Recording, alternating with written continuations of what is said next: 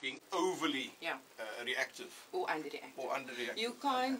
You can't judge another person's response to grief or loss. In fact, that would be loss that you are responding to at that point.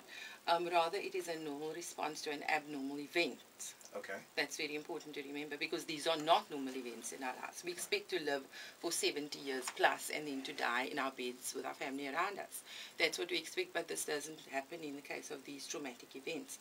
So the loss is experienced in the moment or at the time of hearing the news. Okay. The grief only starts Later. A little bit later. It almost immediately could start, but grief is a response to a loss. Do people repress that initial response, or do they try and repress that initial response? And if so, what kind of effect does it have?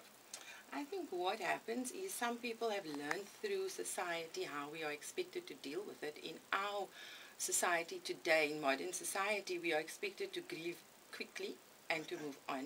Before, people had wailers coming to their house if someone died. We had the wearing of black and then moving into sort of mauves and purples. Okay. So that's sort of the mourning process. The mourning process. Okay. Widows used to stay in their homes for 3 months. You wore a black armband to show that you'd lost somebody. You had dark curtains on your home or whatever. Okay. So those kinds of things were our grief process, and people respected that. But today nobody sees your grief. They don't see your loss. Right. And so they expect you to be okay. People don't understand. If you see a black armband on someone, you will be able to say, oh, shame, that's what they're going through. Right. But if you don't, you don't. Okay, and so these societal norms in terms of expressing grief, how do they help the person who's actually suffering the loss? How do they, the grieving person, how does that outward expression of grief help that particular person to deal with their personal grief? Does it? Yes, it does. I think it enfolds them in a kind of understanding environment and gives them a chance to grieve without too much interference. Because I think people do interfere with other people's grief, whether it's the people in the home or the people outside, and it's unintentional. People want to be helpful at all times. They want to do what is right. But nobody really knows what to do for the other person, because how do we know what's right for that person? So it is sort of a feeling, touching, kind of first see where it goes. So it's a sensitive issue. It's one of those things where you've got to be very cautious how you approach it.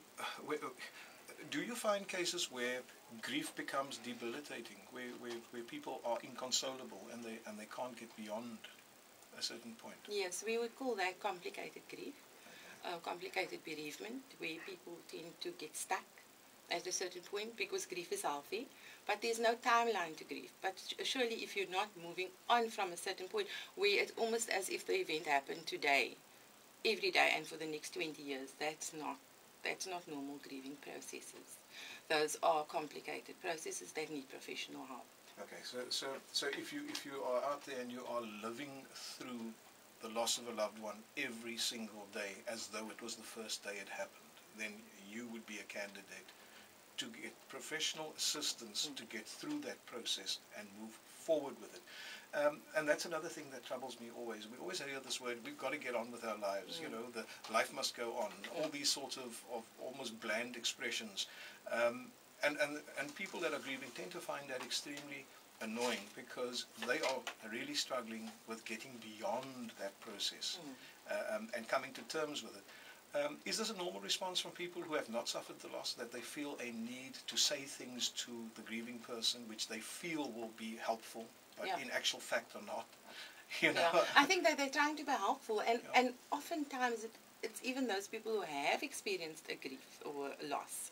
They have gone through their own grieving processes, but they're trying to give advice or help or support to other people by giving them advice. But you have to realize that at the time that you're going through that, you're not hearing, you're not listening, you can't receive the advice. Okay. And because you've gone through your process already, you think that you know now what, in retrospect, what helped you. But it's very hard for people to hear that. So group processes are better in helping people move through, or maybe. Which brings us to a question: how do we support people going through a bereavement? How do we, you know, what can others do to help those that are actually grieving? I think what people need to realize is that you need to give the person space to show their grief for their lost loved one in a way that suits them, that they understand, that it is a slow process, it doesn't move fast for everybody. Some people can move. It depends on what's been happening in your life, how you feel. We always have guilt associated with grief, no matter what we have done. Even if you've done everything you can, you'll still find that you feel guilty. You could have, should have, would have, and you'd have liked to.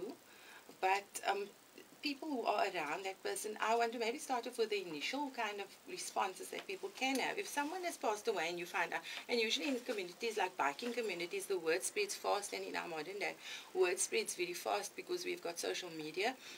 And before you can even know that your person has passed on, someone had put it on Facebook already and on WhatsApp, and you maybe even get the news through a third person or something like that, you know. And so that can be very, very hard to deal with. It is, I would say, sort of, we can't control social media, although we think we can, but try not to be overbearing, for want of a better word, because that is true. It's not your place to pass on messages until the messages are actually out there. Do not say rest in peace, because for whatever that means. Or I'm praying for you because your person died, and the person doesn't even know that the person is actually died. So I would say in the first place that would be something that would be very important. Give the family a bit of time. If you know them well, maybe you want to pop around. Don't stay for an hour. Like, go in, go out. Just say, I'm here. You know, I don't know what I can do. I don't know what I can say. Don't make long speeches. Don't say, oh, this, and don't worry, they're in a better place. No, do not say that. Say something like, you know, I don't know what to say to you, but I'm here, and you can reach out if you need me. So essentially what you're saying is the presence is more important than the spoken words. And often the spoken words may very well be the wrong words to say at the time. Yeah. Okay. If you need to reach us in studio, the SMS line is 32158. This is the Biker Show on Bush Radio 89.5. I'm Lloyd Castle. I'm talking to clinical psychologist Bernice Castle.